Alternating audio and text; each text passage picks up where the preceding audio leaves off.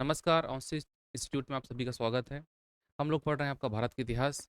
भारत के इतिहास में आज हम मध्यकालीन भारत को समाप्त कर चुके हैं और सॉरी प्राचीन भारत को हम लोग समाप्त कर चुके हैं। आज हम पढ़ेंगे आपका मध्यकालीन भारत।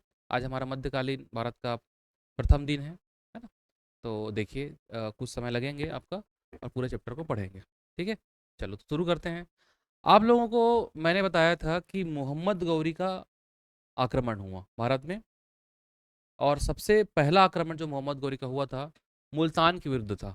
अभी वर्तमान में हम मुल्तान की स्थिति को देखते हैं तो मुल्तान जो है आपका वो हमको दिखता है आपका पाकिस्तान के बाद जो अफगानिस्तान है ना, उस क्षेत्र में मुल्तान हुआ करता था। ठीक है, जैसे देखेंगे हम आपका भारत की स्थिति, तो मुल्तान ये इधर जो है आपका, ये वाला जो सीमा है ना, इधर का जो सीमा, यहाँ पर आपको मिलेगा आपका मुल्तान। तो मुल्तान में आपका इसने आपका पहला आक्रमण किया। किसने? आपका मोहम्मद गौरी ने। ठीक है, मोहम्मद गौरी ने क्या किया? आपका आक्रमण किया मुल्तान के विरुद्ध। फिर मोहम्मद गौरी का जो सबसे सफल आक्रमण माना जाता है वो है तराइन का प्रथम और सेकंड युद्ध। तराइन का पहला युद्ध, पहला युद्ध में इसकी हार हुई, और दूसरे युद्ध में क्या हुआ? आपका जीता। और किसको जीता? पृथ्वीराज चौहान को जीता। और पृथ्वीराज चौहान कहाँ थे? दिल्ली में थे पृथ्वीराज चौहान, दिल्ली में। दिल्ली में कब्जा होना मतलब क्या है? दिल्ली में कब्जा होना मतलब पूरे उत्तर भारत में पूरा सब जितने भी राज्य हैं इसमें कंट्रोल स्थापित करना है। महत्वपूर्ण शहर और महत्वपूर्ण राजधानी हुआ करती थी। तो इस प्रकार जो है आपका दिल्ली पर मोहम्मद गौरी ने एक प्रकार का अधिकार जता दिया और पृथ्वीराज चौहान को समाप्त करके। इसके बाद जो है तराइन का तीसरा युद्ध होता होता है। और तराइन का जो तीसरा युद्ध है वो है कन्नौज के शासक जयचंद के विरुद्ध। याद रखिएगा, तीसरा युद्ध किसके खिलाफ हुआ? जयचंद के विरुद्ध। एक मिनट, सॉरी, तराइन का युद्ध नहीं है, चंदावर का युद्ध है, थोड़ा सा मिस्टेक हो गया था। चंदावर का युद्ध, चंदावर का जो युद्ध है, चंदावर का जो युद्ध है वो इंपॉर्टेंट है। जयचंद, जयचंद के खिलाफ था। कन्नौज के शासक हुआ करते थे, गढ़वाल वंश के थे जयचंद। और जयचंद को हरा करके 1194 में पृथ्वीराज ने क्या किया? आपका है ना, कन्नौज सहित पूरा जो उत्तर प्रदेश का जो क्षेत्र है उसको आपका जीत गए। इधर तो वो पहले से जीता था। इस प्रकार जो है आपका दिल्ली में जो है मोहम्मद गौरी ने कब्जा किया, लेकिन मोहम्मद गौरी ने शासन नहीं किया। वो क्या किए? वापस लौट गए। ठीक है, वापस लौट गए और अपने गुलाम कुतुबुद्दीन ऐबक को दिल्ली को सौंप दिए। ठीक है, अपने गुलाम को सौंपे, इसलिए वो वंश क्या कहलाता है? आपका गुलाम वंश कहलाता है। उस समय के जो मुस्लिम शासक थे, आक्रांता थे, वे आपका गुलाम रखने की परंपरा थी उनमें। वो क्या करते थे? गुलाम रखते। गुलाम इन द सेंस ये होता था कि एक ऐसा व्यक्ति है ना, जिसको वो पैसे में खरीदते थे, पैसे के बदले मतलब उनको पैसे देते थे, या उनके जो वालिद हुआ करते थे उनको पैसा देते थे, है ना, अच्छी खासी मोटी रकम। और उनको आपका वो करते थे, खरीदते थे। और इसके बदले में वो क्या करते थे? उनको सेवा देने का काम करते थे, नौकर एक प्रकार का। ठीक है, तो जो गुलाम होते थे वो योग्य होते थे। भाई, कोई नकारा आदमी थोड़ी खरीद लेगा, है ना, योग्य आदमी कोई खरीदेगा और इसके बदले मोटी रकम चुकाएगा उसको। तो वो उसके लिए क्या करते थे? एक प्रकार का सर्विस देने का काम करते थे, सेवा देने का काम करते थे। और इसी में से कुतुबुद्दीन एक गुलाम था। किसका गुलाम था? मोहम्मद गौरी का गुलाम था। ठीक है, तो उन्होंने क्या किया? आपका कुतुबुद्दीन ऐबक को सत्ता सौंपी और वापस चल दिया। कहाँ? आपका गजनी, जहाँ का रहने वाला था वो, जहाँ का शासक था, वापस चल दिया। अब इस प्रकार जो है आपका कुतुबुद्दीन इस क्षेत्र का हेड हो गया, प्रमुख, नायाब हो गया, नायाब। उसको नाइब कहते थे, नाइब या नायाब कहते थे। ठीक है, याद रखिएगा। उन्होंने कुतुबुद्दीन ऐबक को नाइब बना दिया, नायब बना दिया, और वो चल दिया यहाँ से। अब इस प्रकार जो है आपका दिल्ली में सत्ता स्थापित हुई कुतुबुद्दीन ऐबक की, जो कि आपका गुलाम वंश कहलाता है। चलिए हम वापस जो है आपका मध्यकालीन भारत में आएंगे। देखिए, अ, समझिएगा इसको। ठीक है, चंदावर के युद्ध के पश्चात, चंदावर के युद्ध के पश्चात मध्यकालीन भारत का यहाँ से प्रारंभ होता है। और मुस्लिम शासकों ने जो है आपका साम्राज्य स्थापित किया, जिसमें गुलाम वंश है पहला, दूसरा खिलजी वंश है, तीसरा तुगलक वंश है, चौथा सैयद वंश है, और पांचवा लोधी वंश है। ऐसे करके आपका 1206 से लेकर के 1526 तक के, याद करो, कब से कब तक के? 1206 से लेकर के 1526 तक के ठीक है। ये जो है ये दिल्ली सल्तनत कहलाती है। क्या कहलाती है? दिल्ली सल्तनत। क्यों दिल्ली सल्तनत कहलाती है? क्योंकि शासन जो है आपको मुख्य रूप से दिल्ली से हुआ और ये सभी मुस्लिम शासक थे। ठीक है, याद रखेंगे। जिसमें पहला है आपका गुलाम वंश। गुलाम वंश का सन कौन से तक शासन किया? 1206 से लेकर के 1290। इसको गुलाम वंश क्यों कहते हैं? क्योंकि क्योंकि कुतुबुद्दीन ऐबक मोहम्मद गौरी का गुलाम था। उन्होंने शासन किया। मोहम्मद गौरी के बाद इल्तुतमिश ने शासन किया। इल्तुतमिश भी गुलाम हुआ करता था, वो ऐबक का गुलाम था इल्तुतमिश। और इल्तुतमिश के बाद करते हैं आपका बलबन शासक। बलबन भी एक गुलाम हुआ करता था।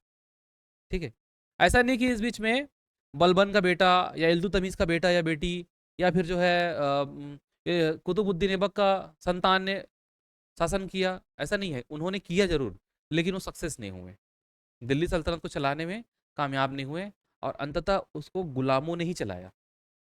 और इन 3 गुलामों का नाम को याद रखेंगे आप लोग गुलाम वंश में। पहला कौन? कुतुबुद्दीन ऐबक, दूसरा इल्तुतमिश और तीसरा बलबन। ये 3 लोगों का नाम, 3 लोग मुख्य रूप से आएंगे, बाकी और बीच बीच में हैं जिसको मैं आपको समझाते समय समझाते रहूंगा। ठीक है, इसे क्या कहते हैं? आपका दिल्ली सल्तनत कहते हैं। अर्थात 1206 से लेकर के 1526 तक के 1526 में बाबर आक्रमण करते हैं लोदी वंश के विरुद्ध और इब्राहिम लोदी को हराकर वहां पर मुगल वंश की नींव डालते हैं 1526 में। तो कितने साल? 1200 से लेकर के 1526, मतलब लगभग कितना? 300 साल तक।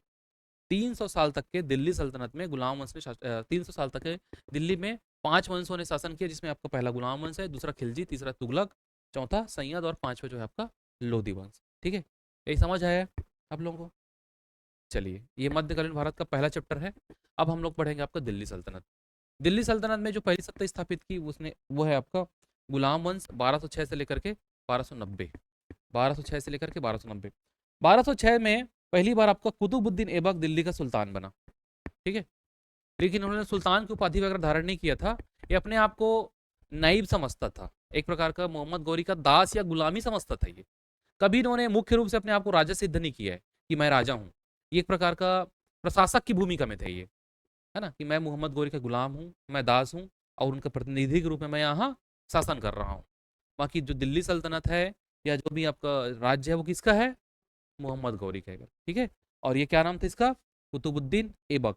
कुतुबुद्दीन ऐबक ने दिल्ली में अपनी राजधानी को नहीं बनाया था, याद रखिएगा। इस कहाँ राजधानी बनाया था आपका? लाहौर में बनाया था। ठीक है, हालांकि दिल्ली सल्तनत कहते हैं, लेकिन अपनी पहली राजधानी उन्होंने लाहौर में बनाई थी 1206 में। याद रखे, याद रहेगा, 1206 में बनाया था। देखिए कुतुबुद्दीन ऐबक ने बहुत दिमाग से काम लिया, है ना। उन्होंने युद्ध वगैरह नहीं लड़ा और न ही कोई साम्राज्य वगैरह का विस्तार किया। उन्होंने सिर्फ एक काम किया कि मोहम्मद गौरी ने जितना क्षेत्र जीता था उतने क्षेत्र को ही बचाकर रखना उसके लिए एक महत्वपूर्ण काम था। उतने ही क्षेत्र को संभाल लो, यही बहुत बड़ी बात है, ऐसा सोचते थे वो।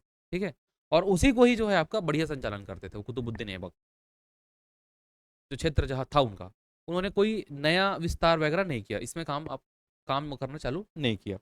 कुतुबुद्दीन ऐबक दान दान वगैरह करने में बहुत वो था, दानशील व्यक्ति था। ठीक है, इसलिए इनको लाल बख्श कहा जाता है। कुतुबुद्दीन ऐबक क्या कहा जाता है? लाल बख्श। दानशीलता की वजह से इनको क्या कहा जाता है? लाल बख्श कहा जाता है। और भारत में किसकी नींव रखी? आपका याद रखेंगे, भारत में नींव रखी गुलाम वंश की इन्होंने नींव रखी। ठीक है, याद रखेंगे, लाल बख्श के नाम से भी जाना जाता है कुतुबुद्दीन ऐबक। कुतुबुद्दीन ऐबक ने दिल्ली में कुतुब मीनार का निर्माण करवाया। कुतुब मीनार, याद रखेंगे, दिल्ली में किसका निर्माण कराया? कुतुब मीनार का निर्माण। कुतुब मीनार जो है वो पहले जो है आपका वो पहले से वो था, है ना, मंदिर वगैरह हुआ करता था वहां पर पहले से। हिंदू धर्म के वहां पर मंदिर हुआ करते थे। वहां पर कुतुबुद्दीन ऐबक ने कुतुब मीनार का निर्माण, उसको तोड़वा करके हटवा करके वहां पर जो है आपका उसके मलबे के ऊपर में कुतुब मीनार का निर्माण करवाया था। इसलिए आज भी वो कहीं ना कहीं विवादित है वो जगह भी। ठीक है, याद रखिए कुतुब मीनार। कुव्वतुल इस्लाम मस्जिद का निर्माण करवाया दिल्ली में। कुव्वतुल इस्लाम मस्जिद का निर्माण कराया। और इन्होंने आपका अजमेर में आप लोग पढ़े हो एक संस्कृत कॉलेज अजमेर में आप लोग पढ़े हो, है ना। उसको तोड़ करके उसके जगह में 2.5 दिन का झोपड़ा बनाया। ये 2.5 दिन का झोपड़ा अजमेर में बनवाया, ये मस्जिद था एक प्रकार का, ठीक है। 2.5 दिन का झोपड़ा। तो कुतुब मीनार के बारे में आपको सॉरी कुतुबुद्दीन ऐबक के बारे में 3 चीजें याद रखी है। पहला, कुतुब मीनार, नाम से ही स्पष्ट है। दूसरा, कुव्वत उल इस्लाम मस्जिद। और तीसरा, 2.5 दिन का झोपड़ा। कुव्वत उल इस्लाम मस्जिद और कुतुब मीनार दोनों दिल्ली में है, और 2.5 दिन का झोपड़ा अजमेर में है। याद रहेगा, ठीक। कुतुब मीनार का निर्माण को पूरा करा नहीं पाया ये, और उसके पहले ही इसकी मृत्यु हो गई। पूरा नहीं हुआ था, चालू बस किया था कुतुब मीनार के निर्माण को, और कुतुब मीनार के निर्माण को पूरा करवाया इल्तुतमिश ने।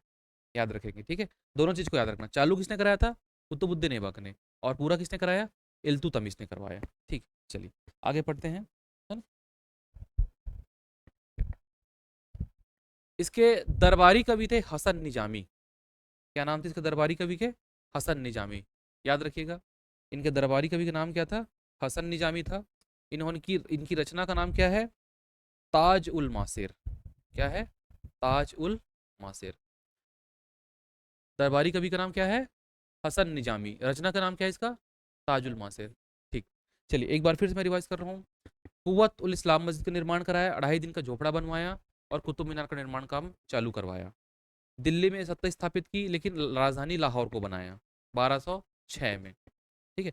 1210 में चौगान खेलते समय, चौगान एक प्रकार का पोलो पोलो होता है, पोलो, ठीक है, जो घोड़े पर बैठ करके खेला जाता है। इससे नीचे बॉल होता है, घोड़े में इसको ऐसे करके, घोड़े में दौड़ते दौड़ते आते हैं और ऐसे करके मारते हैं, ठीक है, बॉल को गड्ढे में डालने के लिए। तो उसको चौगान कहते थे, चौगान। चौगान खेलने का शौकीन था, और एक दिन जो है आपका पोलो या चौगान खेल रहा था, और चौगान खेलते खेलते ही घोड़े से गिर गया, और इसकी मृत्यु हो गई 1210 में। ठीक है, याद रखिएगा, क्या नाम है आपका, कुतुबुद्दीन ऐबक। ठीक है, आया समझ। 1206 से लेकर के 1210 तक के जो है आपका शासन, ये है आपका डिटेल में लिखा हुआ है यहाँ पर, है ना। कुतुबुद्दीन को लाल बख्श के नाम से भी जाना जाता है। 1210 में घोड़े से गिर करके इनकी मृत्यु हो गई थी। इनकी मृत्यु के बाद आराम शाह लाहौर की गद्दी पर बैठा। इसका बेटा का नाम क्या था, आराम शाह था, है ना। याद रखिए, कुतुबुद्दीन आराम करने चला गया, आप कौन आ गया, आराम शाह। ठीक है, ऐसे याद रखना, आराम शाह गद्दी पर बैठा। लेकिन आराम शाह अधिक समय तक के शासन नहीं कर पाया, क्योंकि कुतुबुद्दीन ऐबक और ये एक योग्य सेनापति था, जो दास था, गुलाम था, इल्तुतमिश। इल्तुतमिश को उस समय के जो अमीर थे, अमीर मतलब कहने का अर्थ ये है कि उस समय के जो बड़े बड़े व्यापारी हुआ करते थे, या इनके जो और भी जो पद में थे, उनको अमीर कहते थे, अमीर। उन्होंने इल्तुतमिश को राजा बनाने के लिए प्रयास किया, और उन्होंने आराम शाह को मार करके दिल्ली की गद्दी पर बैठ गए, कौन, इल्तुतमिश। तो इल्तुतमिश जो है आपका महत्वपूर्ण शासक है, याद रखिएगा, इल्तुतमिश कौन है आपका, इसके बाद महत्वपूर्ण शासक, उसको कहते हैं कुतुबी वंश, और इल्तुतमिश के वंश को कहते हैं शमसी वंश। ठीक है, याद रखेंगे। इल्तुतमिश का शासन 1210 से लेकर के 1236 तक के था, 1210 से 1236। इल्तुतमिश ही दिल्ली सल्तनत का वास्तविक संस्थापक माना जाता है, क्योंकि कुतुबुद्दीन ऐबक ने कितने समय तक शासन किया था, 4 साल तक।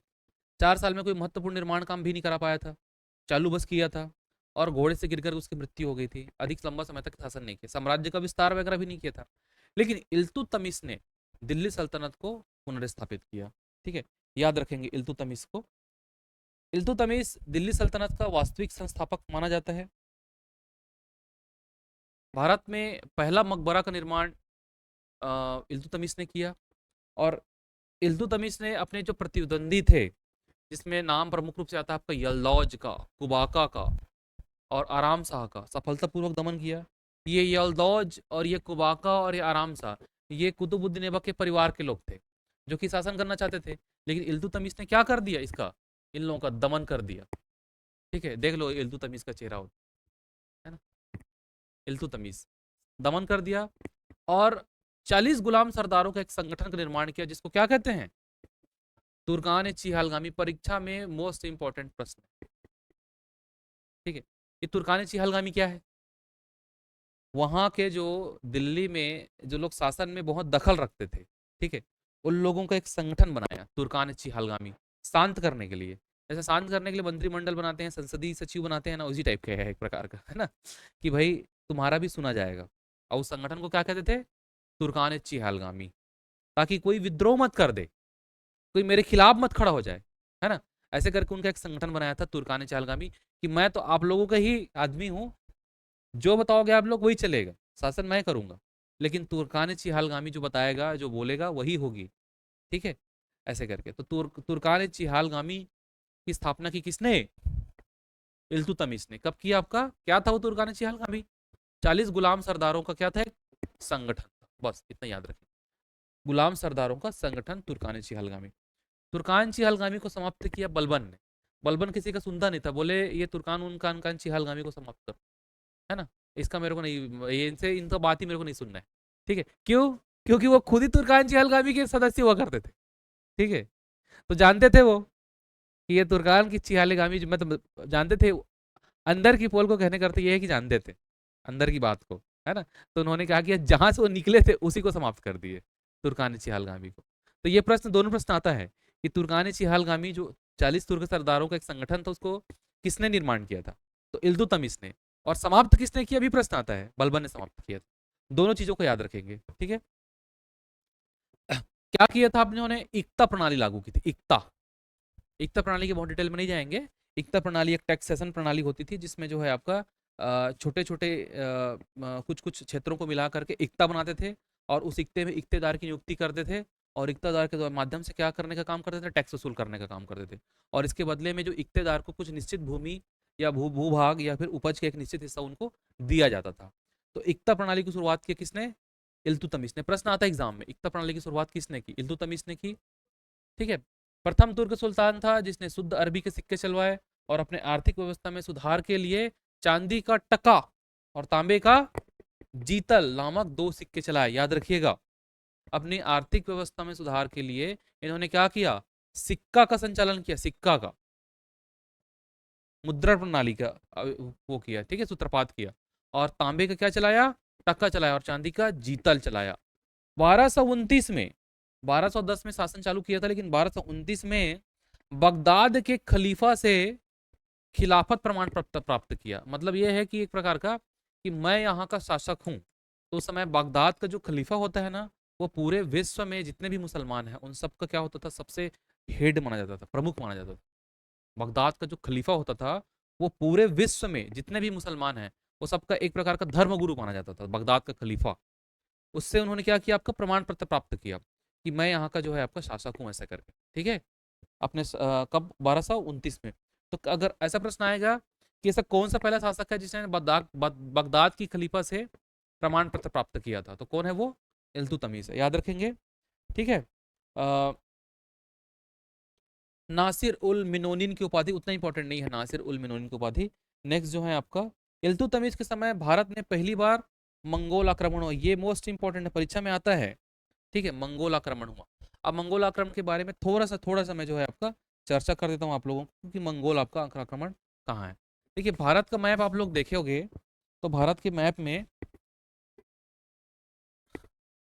जो चीन है, चीन है ना, चीन के ऊपर में है मंगोलिया है, उसको,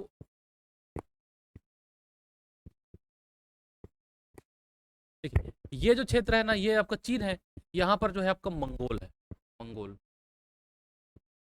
और ये मंगोल में एक बहुत ही खतरनाक शासक चंगेज खां का राज हुआ करता था। चंगेज खां, सुनोगे नाम अभी।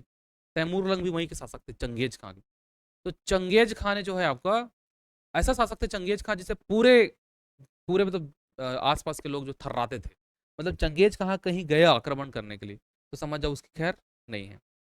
और पहली बार जो है आपका मंगोलों ने जो है आपका इधर आक्रमण किया था, लेकिन पूर्ण रूप से इधर आक्रमण का उल्लेख नहीं मिलता। दरअसल वो क्या है आपका, एक जलालुद्दीन मांग बर्नी नाम के एक शासक थे, यहीं के थे, उधर के वो भी जलालुद्दीन मांग बर्नी, उसको उसके ऊपर आक्रमण किया था। तो जलालुद्दीन मांग बर्नी जो है ना, भागते भागते किसके पास आया? आपका इल्तुतमिश के पास आया कि भैया इल्तुतमिश हमको बचा लीजिए, है ना। हमारे ऊपर कौन आक्रमण कर रहा है? मंगोल आक्रमण कर दिए हैं, हम शासन अपना नहीं संभाल पा रहे हैं, कुछ दिन के लिए शरण दे दीजिए, ठीक है। या थोड़ी बहुत मात्रा में जो है आपका तोप वगैरह गोला बारूद दे दीजिए ताकि हम लड़ सकें, ऐसे करके। इल्तुतमिश को पता था कि मैं इसको अगर जलालुद्दीन मांग बरनी का सहायता किया तो मंगोल मेरे ऊपर आक्रमण करने वाले हैं। इन्होंने साफ साफ मना कर दिया कि भैया हम आपका सहायता नहीं कर सकते, ठीक है, माफ कीजिएगा। तो जलालुद्दीन मांग बरनी चला गया वापस, ठीक है। तो इस प्रकार इन्होंने अपनी कुशलता से क्या किया, आपका मंगोल आक्रमण को टाल दिया। ठीक है, तो याद रखिएगा मंगोल कहाँ थी, तो मंगोल जो है आपका गोबी के रेगिस्तान में एक मंगोल जाति हुआ करती थी, जो कि आक्रमण करने के लिए जो है आपका, है ना, बहुत ही प्रसिद्ध है मध्यकालीन भारत में। तो याद रखिएगा आपका मंगोल आक्रमण। चलिए नेक्स्ट जो है आपका, ये देखो, चंगेज खां के भय से फारस के शासक किसने, जलालुद्दीन मांगबरनी ने, है ना, क्या किया आपका, इल्तुतमिश से सहायता मांगा, लेकिन इल्तुतमिश ने देने से मना कर दिया। ठीक है, ये आप इंपॉर्टेंट है। इनके दरबारी कवि का नाम है आपका मिन्हाजुल सिराज। याद रखेंगे, दरबारी कवि का क्या नाम है, मिन्हाजुल सिराज। मिन्हाजुल सिराज इल्तुतमिश के दरबारी कवि का नाम है, क्या नाम है, मिन्हाजुल सिराज। और कुतुबुद्दीन ऐबक के दरबारी कवि नाम क्या था, है दरबारी कवि, इन्होंने ताजुल मासिर नामक ग्रंथ की रचना की, हसन निजामी। ठीक है, पढ़े तो अभी थोड़ी देर पहले, कैसे भूल गए, दिक्कत हो रहा है सर, बहुत ज्यादा हो जाता है, ऐसे करें, ये देखो कैसे नाम भूल गए थे इसके ताजुल मासिर, ऐसे ही बहुत सारे नाम आएंगे, है ना, ऐसे ही जो है आपका बहुत सारे नाम आएंगे। ठीक है, सबको याद करना है। चलिए, क्या क्या बनवाया भाई तो इल्तुतमिश ने, तो देखो इल्तुतमिश ने बनवाया आपका सुल्तानगढ़ी का मकबरा, और क्या कराया आपका, मोइनुद्दीन चिश्ती का दरगाह। ठीक है, मोइनुद्दीन चिश्ती का दरगाह बनवाया किसने, आपका इल्तुतमिश ने। इंपॉर्टेंट है ना, मोइनुद्दीन चिश्ती का दरगाह कहाँ है, अजमेर में। सुल्तानगढ़ी का मकबरा भारत का पहला मकबरा है। ठीक है, कुतुबुद्दीन कुतुब मीनार का निर्माण को क्या कराया, ये पूर्ण कराया। ठीक है, ये दोनों को याद रखेंगे, सुल्तानगढ़ी का मकबरा, कुतुब मीनार का निर्माण काम को पूरा कराया कुतुबुद्दीन ऐबक ने। चलिए, इसके बाद इसका बेटा रुकनुद्दीन फिरोज दिल्ली की गद्दी पर बैठा। चूंकि रुकनुद्दीन फिरोज जो है वो शासन करने में अक्षम था, थोड़ा सा कमजोर था, तो इल्तुतमिश की जो बेटी थी उनका नाम था रजिया सुल्तान, वो शासिका बन गई। और रजिया सुल्तान इस प्रकार दिल्ली सल्तनत की प्रथम महिला शासिका है, मुस्लिम महिला शासिका है, याद रखेंगे, पहली मुस्लिम महिला शासिका। ये बहुत महत्वपूर्ण घटना थी कि मुस्लिम शासकों में महिला शासिका, ऐसा पहला कोई कोई उदाहरण आपको मिलता नहीं है। ठीक है, रजिया सुल्तान जो है आपका योग्य थी, इल्तुतमिश की बेटी, और रजिया सुल्तान ने क्या किया, आपका शासन किया, लेकिन बहुत समय तक के शासन नहीं कर पाई, क्योंकि महिला थी इसलिए इनका विरोध भी था, है ना, तो अधिक समय तक नहीं कर पाई। और बाद में इनके जो पति है उनका नाम था अल्तुनिया, अल्तुनिया, और इसकी मृत्यु हो जाती है, कैथल के समीप डाकुओं ने हत्या कर दी। या हो सकता है कि बाकी लोगों ने जो इसे चिढ़ते थे, है ना, वो हत्या करा भी दिए होंगे, ऐसा कहा जाता है, अलग अलग किताबों में अलग अलग मिलता है। तो ये आप याद रखिएगा कि रजिया सुल्तान शासक बनी, और रजिया सुल्तान कौन थी, प्रथम महिला शासिका थी, मुस्लिम शासिका थी, दिल्ली की गद्दी पर जिन्होंने बैठी, इल्तुतमिश की पुत्री थी। और क्या करने लग गई, पुरुषों की भांति, पुरुषों की भांति वस्त्र, है ना, जिसको उस समय कुबा कहते थे, ठीक है, धारण करके, और लाल वस्त्र धारण करके, लाल वस्त्र और चुंगा, मतलब अर्थात टोपी, जैसे राजा महाराजा लोग पहनते टोपी ना, ओदे, है ना, ओदे, लाल टोपी, ऐसा पहन करके दरबार में बैठने लग गई। तो दरबार के लोग भी देखे, अरे बाप रे, ऐसे करके, तो अपना पुरुषों टाइप का पूरा वेश धारण करके, वैसे ही जो जो राजा पहनते थे राजा लोग, वैसे ही उसको पहन करके, और लाल टोपी जो पहनते थे वो टप, है ना, उसको पहन करके आने लगे वो, और शासन करना उन्होंने क्या किया, आपका प्रारंभ किया। ठीक है, तो इल्तुतमिश के बारे में याद, सॉरी, रजिया सुल्तान के बारे में याद रखें, और इस परीक्षा में प्रश्न आता है। ठीक है, इल्तु रजिया सुल्तान, 1240 में रजिया सुल्तान की क्या हो गया, आपका मृत्यु हो गई, 1240 में मृत्यु। 1206 से लेकर 1210 तक कुतुबुद्दीन ऐबक, फिर 1210 के पश्चात जो है आपका 1236 तक के इल्तुतमिश, इल्तुतमिश के बाद 36 से लेकर के 1236 से 40 तक के रजिया सुल्तान। बीच में एक व्यक्ति मिलता है आपको, है ना, कौन, आराम सा मिले बीच में, और बीच में एक रुकनुद्दीन फिरोज, लेकिन ये अयोग्य शासक साबित हुए। चलिए देख लो रजिया सुल्तान का फोटो अच्छे से, यही है रजिया सुल्तान, ये नहीं है भाई, है ना, ये एक नमूना है उनका बस, उनका फोटो वोटो नहीं है, है ना प्रतिरूप है एक प्रकार का, काल्पनिक। ठीक, चलो। अब जो है आपका बहराम शाह गद्दी पर बैठे। ज्यादा समय तक शासन नहीं किए बहराम शाह। इल्तुतमिश के बेटे थे बहराम शाह, अधिक समय तक शासन नहीं किए। और बहराम शाह के बाद शासक बने आपका नसीरुद्दीन महमूद। ये इल्तुतमिश के ही वंश के थे और अंतिम है ये, है ना, याद रखिएगा। इल्तुतमिश के ही वंश के थे नासिरुद्दीन महमूद। नासिरुद्दीन महमूद ये बहुत ईमानदार शासक था। मालूम कैसे ईमानदार शासक था? ये किसी प्रकार का कोई जनता से टैक्स वैक्स नहीं लेता था, किसी को कोई परेशान वरसान भी नहीं करता था। और अब बहुत ही अपने जो स्वयं का जो वो ये समझता था कि राजा महाराजा को बहुत ज़्यादा खर्च व्यय व्यय वगैरह नहीं करना चाहिए, इस राज को उसको हानि पहुंचती है, वो सब जनता का पैसा है करके। और स्वयं बेचारा काम करता था, ठीक है। टोपी सीकर अपना जीवन निर्वाह करता था, टोपी सीता था, ठीक है ना। मुस्लिम शासक था, इसलिए दरगाह वगैरह में जाएंगे तो टोपी वोपी पहनना जरूरी होता है। तो टोपी सिलता था, टोपी सी करके बनाता था टोपी, और उससे जो भी इनकम वगैरह होता था, है ना, उसी से अपना जो है आपका वो करता था, गुजारा करता था, ठीक है। ऐसा राजा था ये खतरनाक। शासन वासन के काम में इंटरेस्ट नहीं था इसको, मालूम। अपना चुपचाप अपना काम करता था, बहुत मतलब कि कहा जाए सहज व्यक्ति था। और इसका फायदा उठाया किसने? बलबन ने। बलबन, ठीक है। बलबन वो 40 गुलाम सरदार जो पड़े हैं ना, उसका उसमें से एक सदस्य था, और वो भी गुलाम था इल्तुतमिश का, है ना। उसने क्या किया, अपनी बेटी का शादी कर दिया नसरुद्दीन महमूद से। भाई नसरुद्दीन महमूद मेरी बेटी है, आप शादी कर लो, अब मैं देखता हूँ शासन क्या होता है ना। और बलबन तो था बहुत चालाक, है ना। तो ये शासक नाम मात्र का बस था, चलाता कौन था पूरा? बलबन, याद रखिएगा। ये शासन नाम मात्र का था, चलाता बलबन था। टोपी सीकर जीवन निर्वाह करता था। 1266 में इसकी मृत्यु हो गई। इसके शासनकाल में गयासुद्दीन बलबन कौन से पद पर बैठे? नाइब के पद पर बैठे, ठीक है। याद रखना, बलबन क्या बन गए? नाइब बन गए या नायाब बन गए, है ना, इतना याद रखेंगे। अब इसके बाद जो है आपका 70 वर्ष की आयु में, 70 वर्ष की आयु में, बहुत बुढ़हत काल में राजा बने कौन? बलबन। और कौन सी वंश की स्थापना की? बलबनी वंश की स्थापना। बलबली वंश कोई अलग वंश नहीं था, गुलाम वंश ही है, नाम बस बलबनी कर देते हैं हम लोग, ठीक है। इल्तुतमिश आया तो शमसी, और ये सब इल्तुतमिश के ही खानदान के थे। अब आएंगे आपका बलबन में। बलबन 1266 में इसकी मृत्यु के बाद अब अघोषित राजा तो था ही वो पहले से, ठीक है। शासन का संचालन तो वो कर ही रहा था। अब जो है आपका मुख्य रूप से ही वही सत्ता में बैठ गया, बलबन। अब हम लोग इसके बाद पढ़ेंगे आपका बलबन।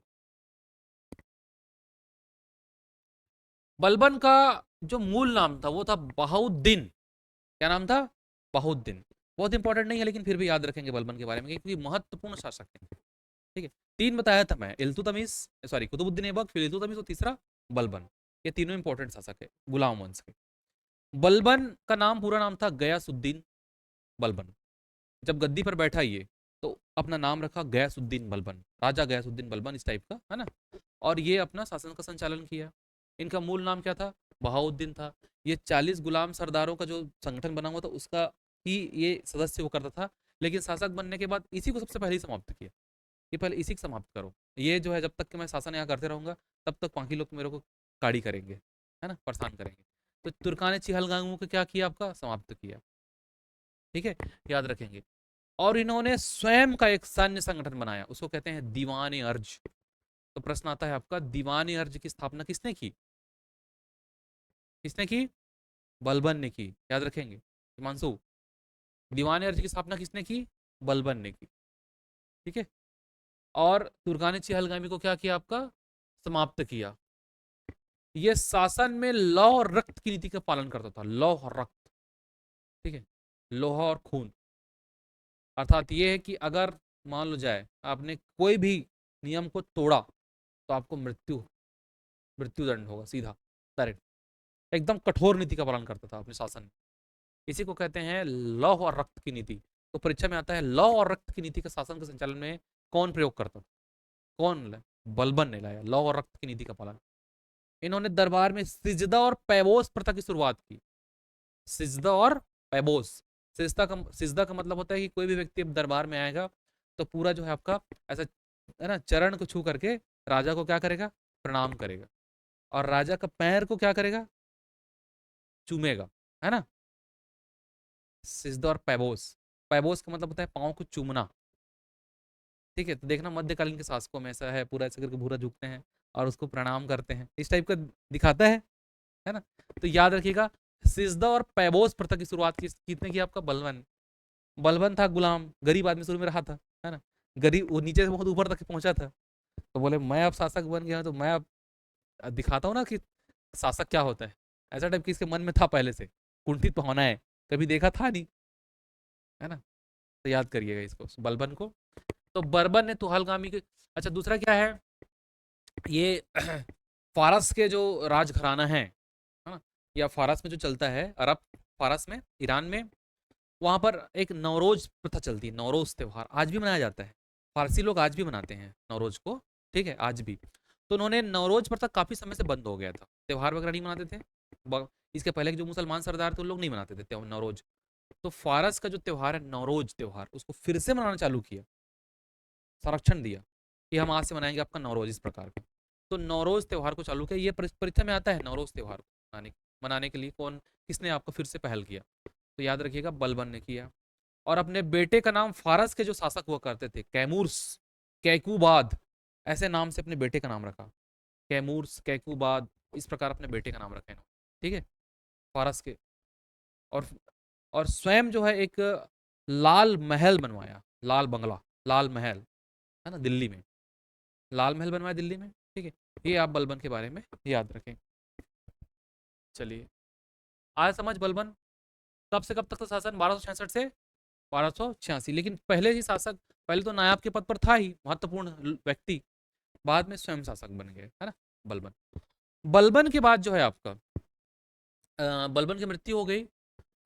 उसके बाद उसके जो बेटे थे, है ना, बेटे नाती पोते जो भी, कैकुबाद और कैमूर्स, इन लोग शासक बने। और कैकुबाद कैमूर्स को कौन मार दिया आपका? उसके सेनापति थे जलालुद्दीन खिलजी। जलालुद्दीन खिलजी ने कैकुबाद कैमूर्स की क्या कर दी? हत्या कर दी।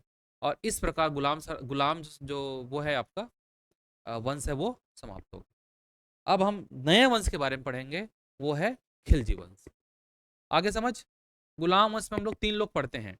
एक है आपका कुतुबी वंश, जिसमें कुतुबुद्दीन ऐबक पढ़े, इल्तुतमिश पढ़ी, है ना, उसको शमसी वंश कहते हैं। फिर बलबनी, तो बलबन, ये 3 वंश, 1206 से लेकर के 1290। अब आप कहाँ पहुंच गए हो? 1290 में। चलिए, 1290 में जलालुद्दीन खिलजी, एक, है ना, सेनापति थे जलालुद्दीन खिलजी, बलबन के ही परिवार में थे, सेनापति बलबन के शासन में। और उन्होंने बलबन की जो आने वाली जो संतान थी, है ना, जिन्होंने शासन किया, कैकुबाद और कैमूर्स, इनकी क्या कर दी? हत्या कर दी। और पृथक रूप से किसकी स्थापना की? खिलजी वंश की स्थापना की। खिलजी बहुत महत्वपूर्ण इंपॉर्टेंट ये है, ठीक है। चलिए, आया कि नहीं आया समझ यहाँ तक? बताओ। रामेश्वरी, तुमको, हिमांशु, आपको, प्रदीप, आ रहा है ना समझ? कोई दिक्कत तो नहीं हो रहा है? ये सब जो जितने भी पॉइंट्स लिखे हुए हैं, पॉइंट्स को आपको याद करना है, परीक्षा में प्रश्न आता है ना। परीक्षा में कैसे प्रश्न आता है ये जानने के लिए आपको स्वयं प्रश्नों को सॉल्व करना पड़ेगा, ठीक है। यहाँ पर मैं 2-4 एग्जाम्पल तो आप लोगों को बताता ही हूँ कैसे कैसे आता है करके। उसमें कोई राज्य विशेष का प्रश्न मिलेगा तो उसको लेकर के घबराना नहीं है, क्योंकि वो राज्य विशेष का प्रश्न है। अब राजस्थान के पेपर में राजस्थान का एकदम डीप नॉलेज पूछ देगा तो हम लोग उसको कैसे करेंगे? हमारे काम का नहीं है वो, है ना, याद रख। चलिए, खिलजी वंश, तो जलालुद्दीन खिलजी अगले शासक बनते हैं। और जलालुद्दीन खिलजी ने अपनी राजधानी किलोखरी में स्थापित की। कहाँ स्थापित की? किलोखरी में। ये किलोखरी जो है ये पश्चिम बंगाल में है। किलोखरी याद रखना। कहाँ स्थापित की? आपका किलोखरी में स्थापित की। ये पश्चिम बंगाल में है, जलालुद्दीन खिलजी ने। और इसके भतीजा का नाम था अलाउद्दीन खिलजी। और इस अलाउद्दीन खिलजी इसका दामाद भी बना, ठीक है। भतीजा और दामाद दोनों था, है ना, याद रखेंगे। क्या था? भतीजा और दामाद था। कौन? अलाउद्दीन खिलजी। वो मूवी देखे हो, पद्मावत मूवी है? नहीं देखे हो क्या? कोई नहीं देखे हो? तू देखा है? हाँ, ये देखा है। क्या दिखाया उसमें? ये दिखाया नहीं, भतीजा भी था और दमान भी था, ठीक है। हाँ, भतीजा और दमान दोनों था, है ना। और अलाउद्दीन खिलजी बहुत ही इसके बाद शासक बनते हैं, बहुत महत्वपूर्ण शासक हैं वो, है ना। अलाउद्दीन खिलजी ने, है ना, बहुत अब बूढ़े हो गए हो, क्या करोगे, है ना, चाचा जी चलो यहाँ से निकलो करके इसका क्या कर दिया, हत्या कर दी। करता नहीं वैसी, वो बड़ा सा तो शुतुरमुर्ग को लेकर के आता है ना, बोले मैं शुतुरमुर्ग पकड़ के लाया हूँ चाचा जी, ऐसे करके, है ना। और उसकी बेटी को ऐसे देखता है ऊपर से, छत में बैठी खड़ी रहती है वो, ऐसा मूवी में दिखाया है ना। और उसके बाद खच्च से जो है आपकी इसका हत्या कर देता है सीधा। बूढ़ा रहता है थोड़ा सा ये जलालुद्दीन। मलिक काफूर, मलिक काफूर से, हाँ हाँ, वो भी आएगा मलिक काफूर। चलिए इनके बारे में ज़्यादा याद नहीं करना है, आपको याद रखना है जलालुद्दीन खिलजी ने खिलजी वंश की स्थापना की। और इसके बाद जो है आपका ये अधिकतम जो है आपका 6 साल बस रहे। 1296 में इसकी हत्या कर दी अलाउद्दीन खिलजी, इसके भतीजे ने, और अलाउद्दीन खिलजी शासक बन गए। अब इसके बाद हमको पढ़ना है अलाउद्दीन खिलजी के बारे में ही। अलाउद्दीन खिलजी का शासन था वो था 1296 से लेकर के 1216 तक के, 1300, सॉरी गलती हो गया है वो, है ना, 1316 है वो, 1296 से 1316, ठीक है, इसको मिस्टेक को सुधार लेना आप लोग। 1316, 1296 से लेकर 1316। इनके बचपन का नाम था अली और गुरसास, दोनों नाम था इनके बचपन का नाम था अली और गुरसास। अलाउद्दीन खिलजी के बारे में एक एक चीज याद होना चाहिए, परीक्षा में प्रश्न आता ही है। इनके बचपन का नाम था अली और गुरसास। ये जब शासक बना तो इन्होंने बलबन ने एक लाल महल बनवाया था, वहां पर जाकर के अपना राज्याभिषेक करवाया, ठीक है। और अपनी राजधानी स्थापित कर दी दिल्ली में। और दिल्ली में एक सीरी है, सीरी, सीरी नाम का एक स्थान है, वहां पर सीरी किला बनवाया और सीरी को ही अपनी राजधानी बना दिया। दिल्ली से लगा हुआ है सीरी, अलग कोई जगह नहीं है वो, दिल्ली ही मान के चलो, ठीक है। तो याद रखिएगा, इसका दरबारी कवि था अमीर खुसरो, बहुत इंपॉर्टेंट। अमीर खुसरो जो है इतने महत्वपूर्ण उस समय के कलाकार थे, जो लेखक भी थे, कवि भी थे, और साथ साथ वो, है ना, तबला भी बजाते थे। ऐसा कहते हैं कि तबले का आविष्कार तो अमीर खुसरो ने किया है। तबला भी बजाते थे, हारमोनियम भी बजाते थे, संगीत की भी रचना करते थे। बहुत महत्वपूर्ण व्यक्ति हैं अमीर खुसरो।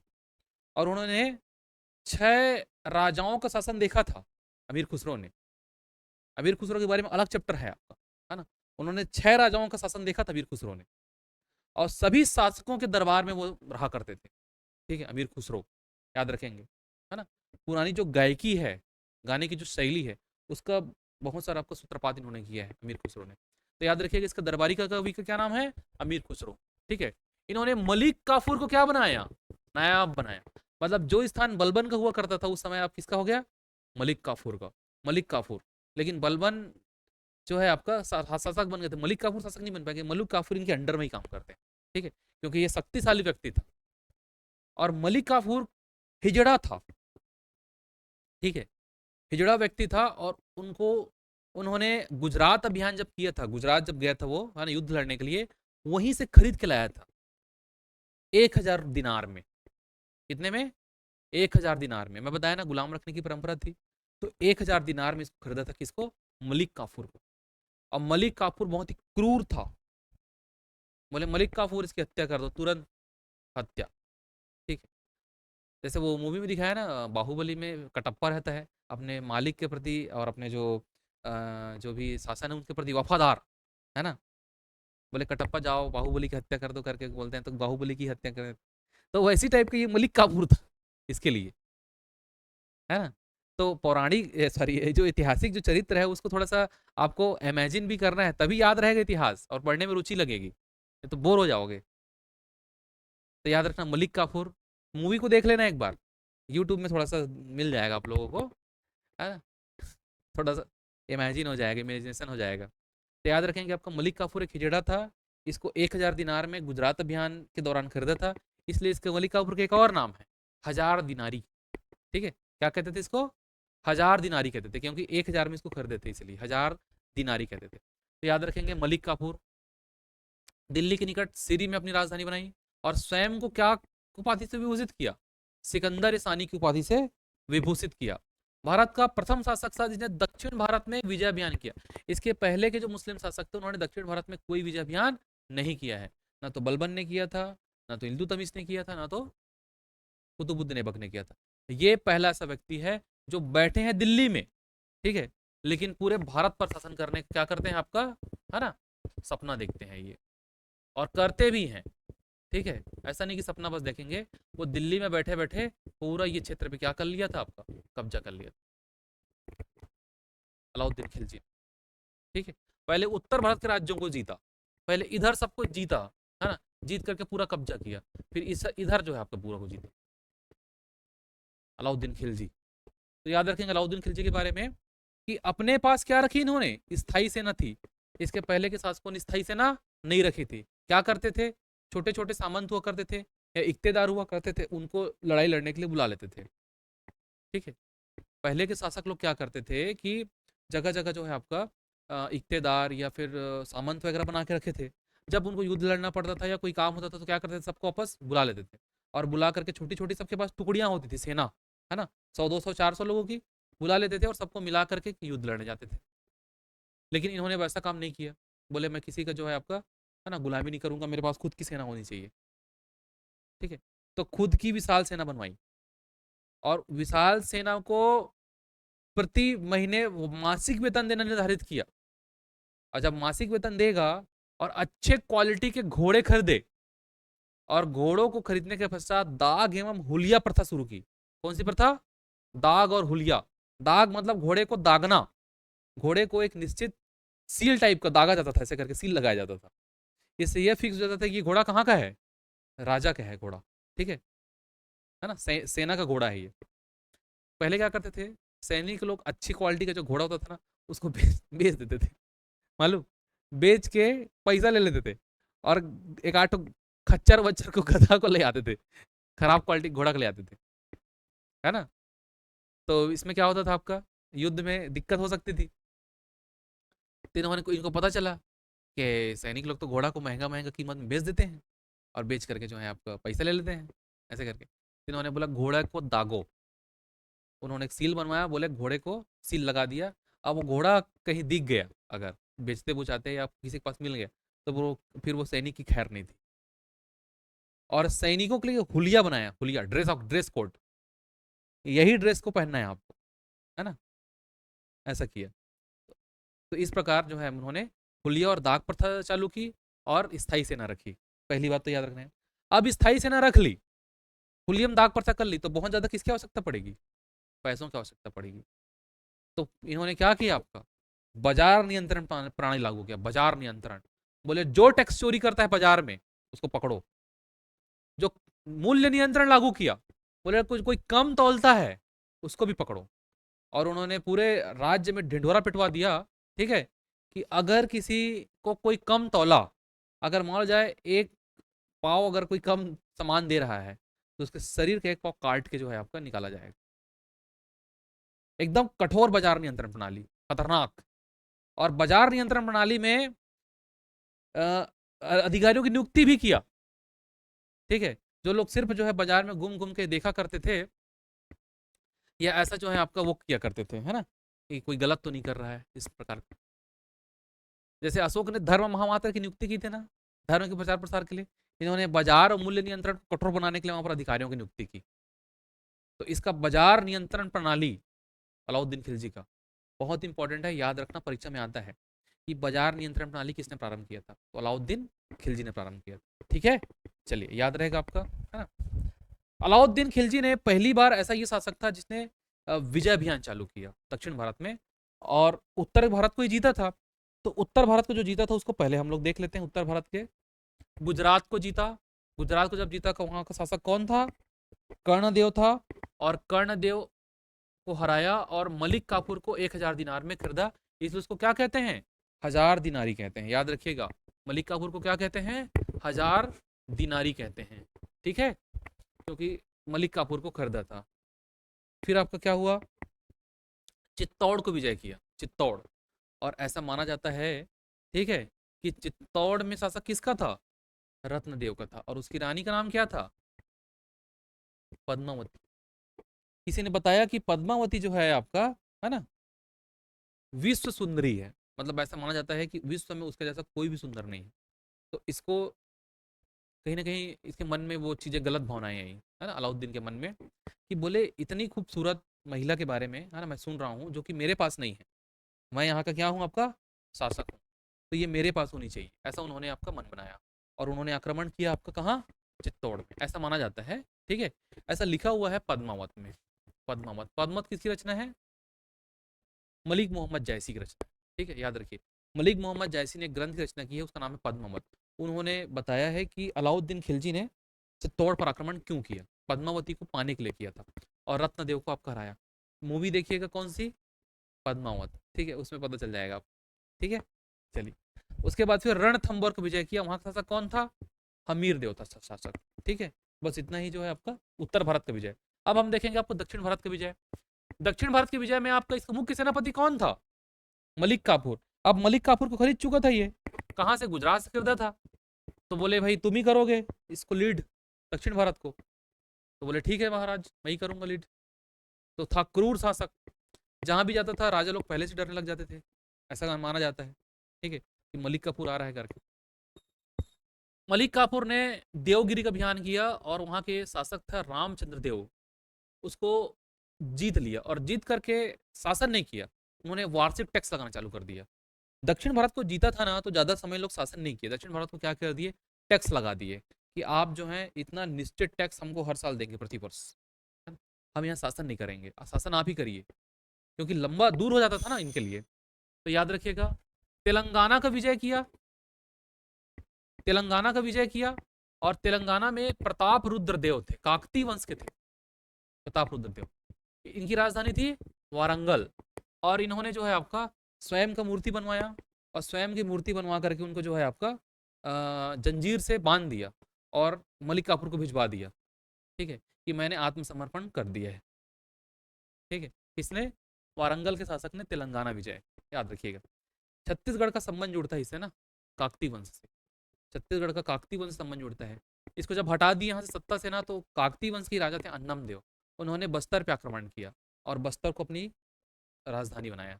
ठीक है, काकती वंश पढ़ेंगे आप लोग। होयसल में आक्रमण किया, वहां का शासक था वीर बल्लाल, पांड्य वंश में पराजित नहीं कर पाया, तो क्या किया, धन लूट करके निकल लिया वहां से। ठीक है, ज्यादा इंपॉर्टेंट नहीं है ये, दो तीन अभियान इंपॉर्टेंट है। देखिए अब दिल्ली में कुतुब मीनार है ना, कुतुब मीनार, उसी के बाहर में एक दरवाजा बनवाया, बहुत बड़ा विशाल दरवाजा, उसका नाम क्या है, अलाई दरवाजा बनवाया। दिल्ली में किला बनवाया सिरी फोर्ट के नाम से, सिरी में, दिल्ली के सिरी में हजार खम्मा महल बनवाया, और जमैयत खाना मस्जिद बनवाया। ये तीन निर्माण इसके याद रखिएगा। 1316 में इसकी क्या हो गई, मृत्यु हो गई। और इनके दरबार में कौन कौन थे, अमीर खुसरो थे, इब्न बतूता थे, इसामी थे। अमीर खुसरो की रचना का नाम है खजाइनुल फुतू, इब्न बतूता की रचना का नाम है रिहला, और इसामी की रचना का नाम है फुतुहस सलातीन। अच्छे से याद करिएगा। ठीक है, किसकी किसकी रचना को, अमीर खुसरो की, क्या नाम है अमीर खुसरो की रचना का नाम, खजाइनुल फुतू, आ चुका है परीक्षा में कई बार। रिहला किसकी रचना है, आ चुका है परीक्षा में, इब्न बतूता की रचना है, सब इसी के शासनकाल में हुआ है। तो चलिए आज के लिए केवल इतना ही करते हैं। ठीक है।